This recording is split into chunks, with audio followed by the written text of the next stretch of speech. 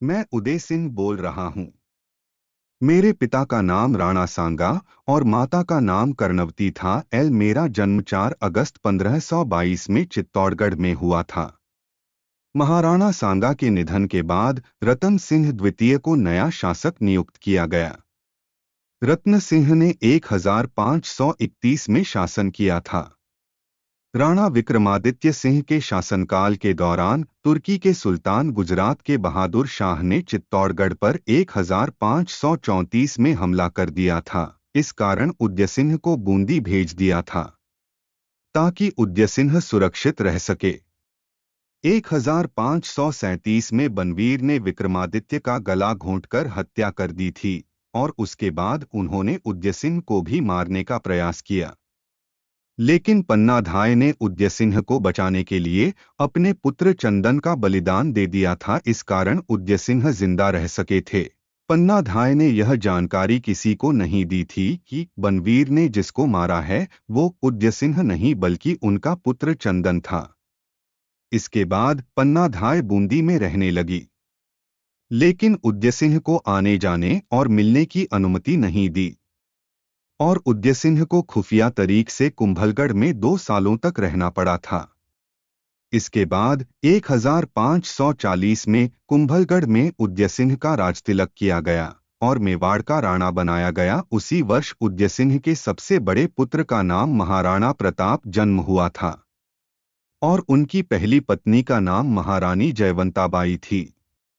1544 में शेर शाह सूरी ने सम्मेल में मालदेव को हराने के बाद मारवाड़ पर आक्रमण किया।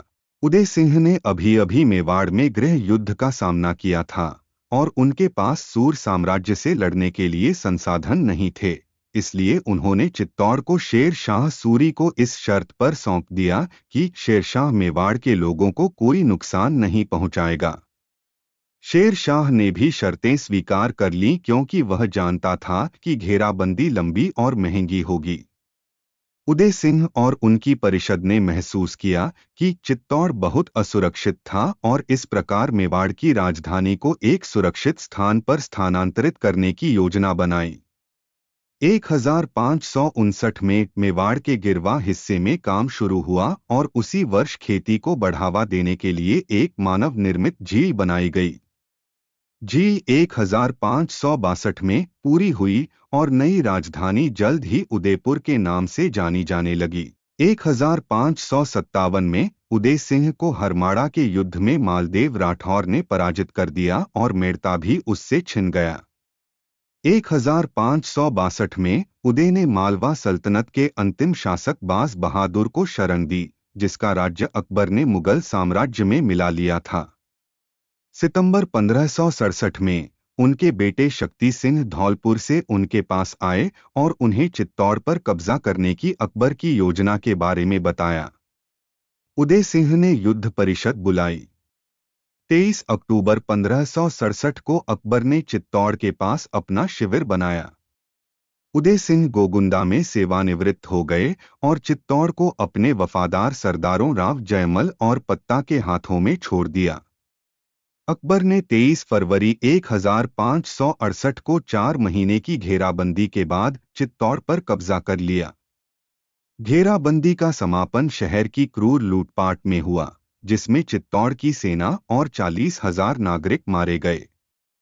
1572 में गोगुंदा में उदय सिंह की मृत्यु हो गई।